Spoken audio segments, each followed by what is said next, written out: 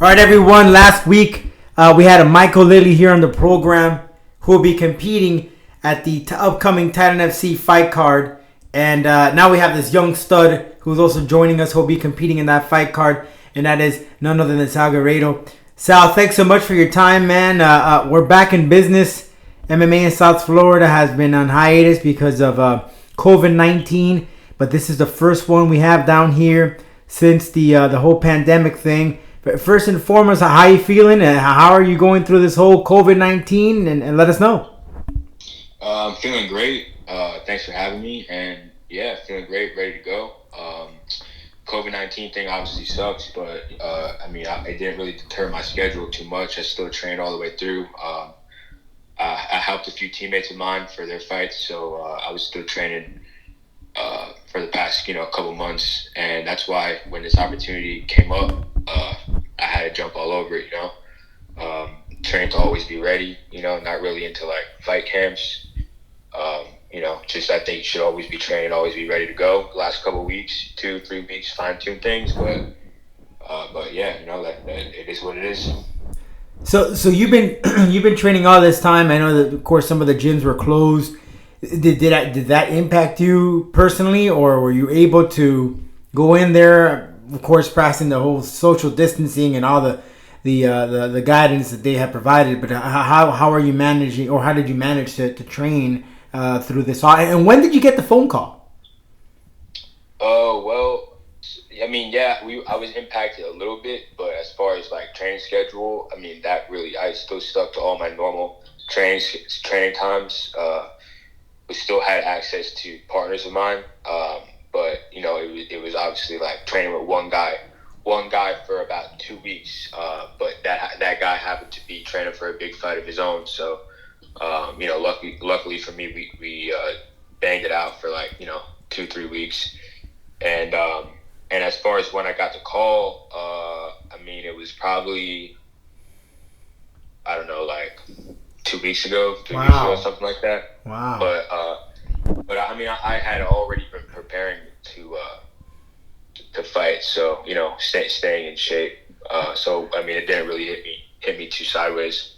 Well, that's good because some fighters they tell them 2 weeks. They're like, yeah, we're not ready for that, or let me take a look at the opponent, or let me talk to my team, But you were from the looks of it, you were battle ready. You were ready to go. And what they told you, as far as, of course, this is going to be an event that you and I, most of us haven't been a part of, because there's no one that's going to be there. No crowd, no fans are invited. And I know I've called introduced you some of the combat knife fights where that place is jam packed. And you're feeding off that energy and everybody's screaming your name. How are you going into that knowing that noise, that crowd, that energy is not going to be there? It's just you and the other person right in front of you, and that is it. It's more kind of almost like if you're training in the gym. Yeah, I think that can be like detrimental to some people, especially in the fights past couple weekends in the UFCs. You notice like a few guys that their styles really coincide with the fans, interacting and whatnot. But me personally, I don't really see I don't really see a big problem with it. If anything, the positive is I can hear my coaches better. But I've been competing my entire life. Some of the biggest matches I've had, not really fights, but biggest competition I've had wasn't really in front of a lot of people. But so it is what it is.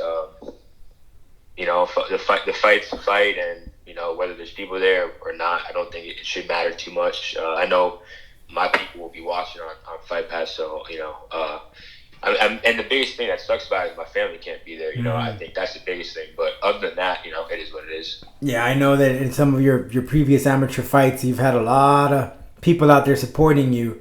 So you won't be able to hear them there, but I'm sure you can go back and talk to them and have an after party. To say the least, but practicing social distancing.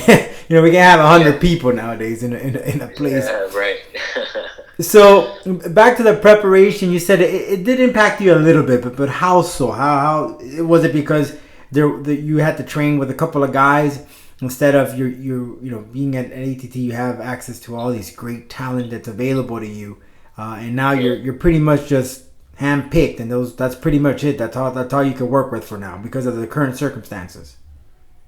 Yeah, like it went through phases of like, little things here and there, but off the bat, yeah, usually we have access to a ton of guys to be able to train with, all different sizes. But when that happened, it was only guys that had fights coming up in the UFC because that was the only show going on, and then like one training partner for them that they trained with. So that was it, obviously, and the coach, but. And luckily for me, I was a training partner, so I got to train the entire time. Maybe it wasn't with a ton of people; it was with one guy. But it was high level training and under the watchful eye of my coach. So can't really beat that. And like I said, it was still my normal training times. Maybe the times were a little bit changed, but for the most part, got in my sessions and. And just I'm happy about that.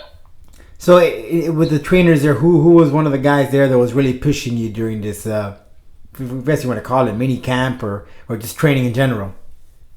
I trained a lot with Charles Rosa for his fight that he had coming up. And that was all. It was just me and Charles really banging it out for a couple weeks, and then recently.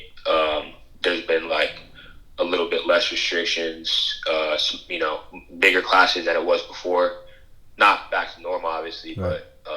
but more partners. And then now I've been training a lot with Jose Shorty Torres. He's been training with me, helping me out the past couple weeks, which I'm happy about. And then also my training partner is also fighting with me, Dany Gonzalez, on the same card on Friday. So yeah.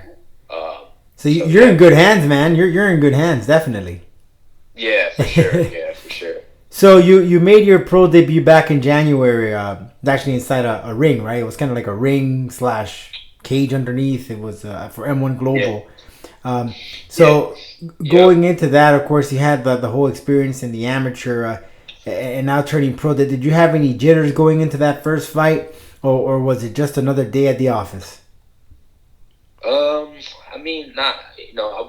Not so much jitters. I just wanted to perform well.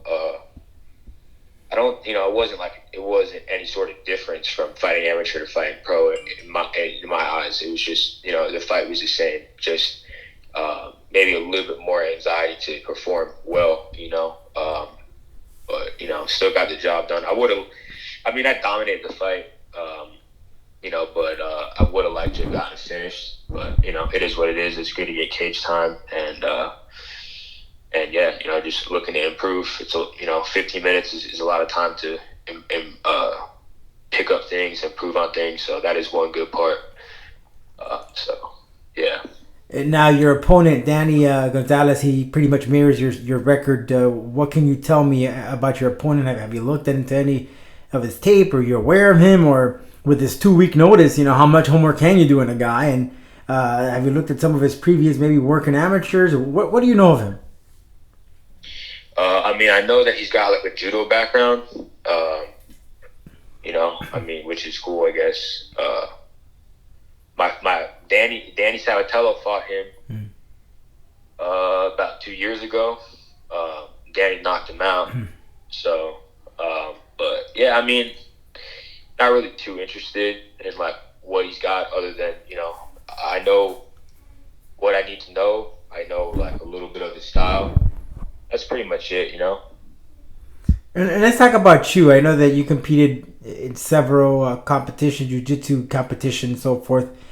But how did you get started in MMA? Take us back. What itched you to go ahead full blown in this great sport of ours? Well, my dad and my uncle are both longtime black belts under Conan Silveira. So I was training jiu-jitsu as a young kid, being surrounded by like some of the best fighters ever at ATT. I've been there since I was a young kid. So, wow. I did jiu-jitsu as a kid, when I got into middle school and high school, I wrestled. I took that super serious. And I had opportunities to wrestle in college, but I decided to go back to competitive jiu-jitsu. And, I won a world title, took third in worlds, did real well at the ADCCs. And it was all like a progression, knowing at the end of the day that I'd be fighting MMA. Just, it's all been like a gradual progression. So I knew that this was the next step. Knowing having that you had that background jiu-jitsu, did you ever just say, let me just stick to jiu-jitsu and let me see where I can go? Or did you say, hey, why not? Let me just try to see if I can go full-blown MMA. And what made you change that direction? I went into jiu-jitsu, into like competitive jiu-jitsu already, like knowing that I would be transitioning to MMA. It was just I had a few tournaments that I wanted to do first, which I did, and who's to say when I'm done fight, when I have hopefully have a long career and I'm done fighting, maybe go back to jiu-jitsu, but right now fighting is the goal, and it was the goal, and now I'm just taking care of business now. Yeah, I say that because you've seen so much of the success that jiu-jitsu has had now. With all these pay-per-views and fights that they have, throwing away money like it's crazy, especially with the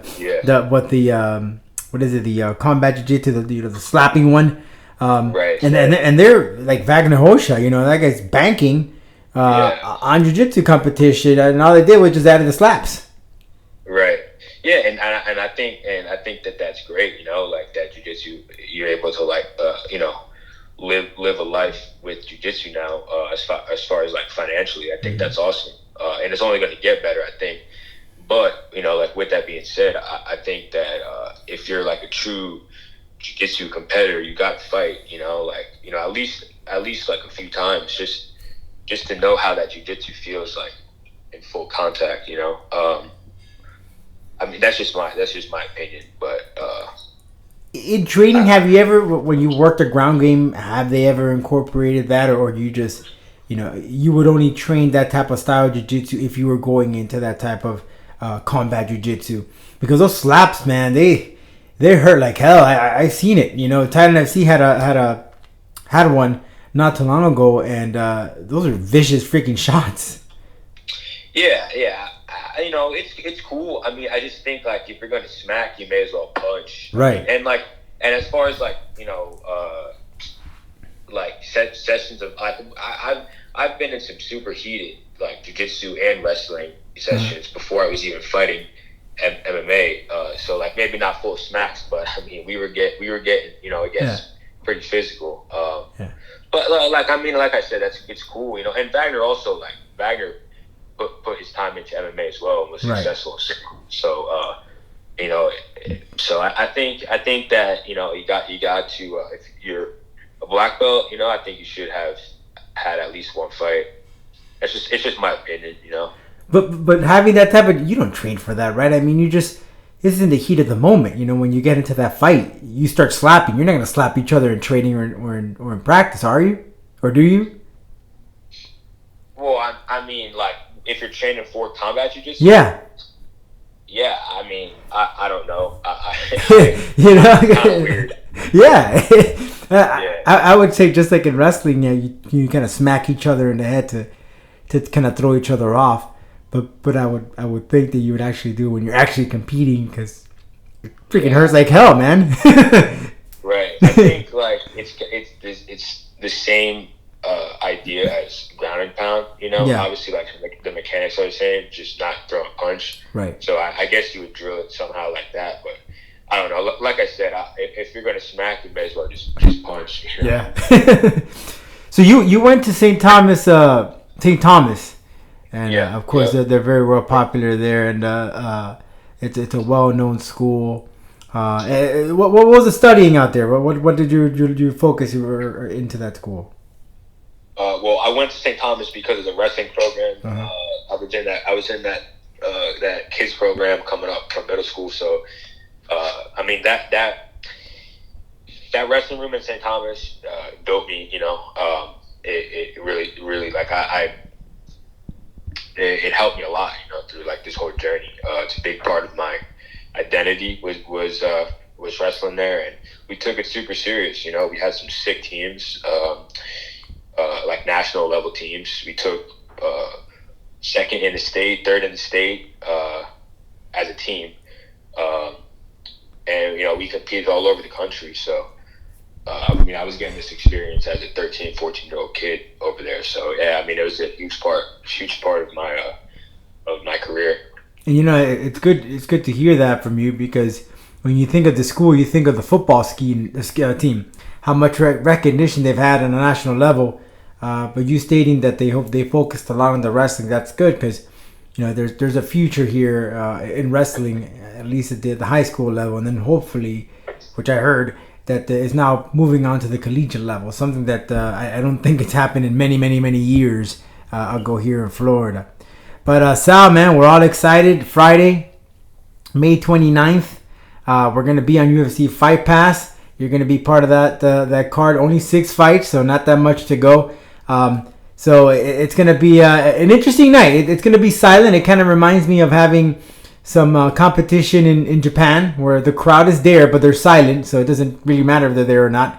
We're going to be, it's going to be kind of eerie, but I'm sure that we'll get used to it. And like you said, I think an advantage of a fighter is if you're able to hear your corner, you don't have to kind of like chime in and take it to where the corner is, because you can hear them no matter where they are. Right. Yeah, exactly. Yep. Well, Sal, I want to thank you so much, man. Yeah, man, I want to thank you so much for your time, and I look forward to announcing you Friday, May 29th on UFC Fight Pass. And everybody tune in. It's going to be a good night. Finally, some fights, and then, the next day you got some UFC fights. So you got back-to-back nights. I think we're the first regional promotion in the country that's having an event for the first time, I think. If so, then we're leading the way for other promotions to see what procedures we practice. So, Sal, man, good luck, and look forward to seeing you inside the cage, man. Awesome. Thanks, man. I appreciate it. This is The Roman Show.